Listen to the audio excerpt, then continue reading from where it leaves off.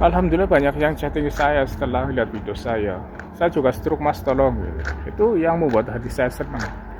Karena apa? Saya juga ingin berbagi kesehatan, berbagi informasi. Karena yang namanya stroke saya udah merasakan sendiri. Stroke itu nggak enak, mau kemana-mana terbatas. Mungkin teman-teman juga merasakan juga gimana rasanya terkena stroke. Karena terkena stroke itu bukan hanya fisik saja, tapi pikiran juga terganggu. Cemas, pikiran, stres, karena ya gimana caranya supaya bisa sembuh gitu.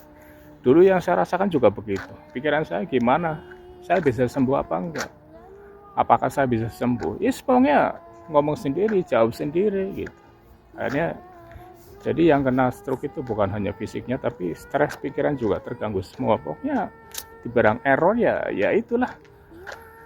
Soalnya saya juga udah merasakan sendiri, teman-teman juga mungkin yang sekarang masih ngalami stroke juga sama. Mungkin kalau tidur mungkin nggak bisa nyenyak, setelah bangun juga mungkin sama kepikiran begitu. Tapi sebenarnya harus, yang namanya stroke ya sakit apa aja lah itu kan dari pikiran.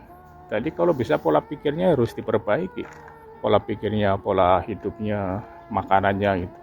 Karena dulu yang saya rasakan begitu, saya dulu pernah stroke juga. Dan waktu itu saya sempat koma 4 hari. Setelah saya sadar dari koma, waktu itu badan saya mati rasa, lumpuh, tangan kiri sama sekali ini nggak bisa megang apa-apa, nggak ada tenaga lah. Terus kaki kiri juga masih kaku. Saya sempat di rumah sakit 10 hari, koma 4 hari. Setelah saya sadar dari koma, dirawat pindah kamar selama 4 hari, jadi saya 10 hari. Lepas saya itu saya udah agak mending, udah bisa berdiri. Akhirnya dokter udah membolehkan pulang. Udah pas itu saya pulang, akhirnya saya menjalani pemulihan mandiri di rumah. Kata dokter, jaga kesehatan, jaga pola pikir, jangan sampai stres. Orang tua juga menegaskan begitu. Kamu jangan banyak pikiran, kamu harus fokus sama kesehatan. Insya Allah yang namanya sakit pasti sembuh. Jadi sekarang yang saya tegaskan sama teman-teman, yang penting yang namanya stroke jangan banyak pikiran, rajin olahraga, makannya dijaga, itu makan, pokoknya pola hidupnya jagalah, jangan sampai tidur malam. Dan akhirnya kalau bisa ya, itu yang saya alami. Selain saya jaga pola makan, pola pikir, olahraga setiap pagi, ya kayak gini lah setiap hari saya harus jalan kaki, walaupun saya udah sembuh. Itu kalau bisa ditambah nutrisi yang khusus dari Tiongkok, itu bisa mempercepat pemulihan stroke itu teman-teman.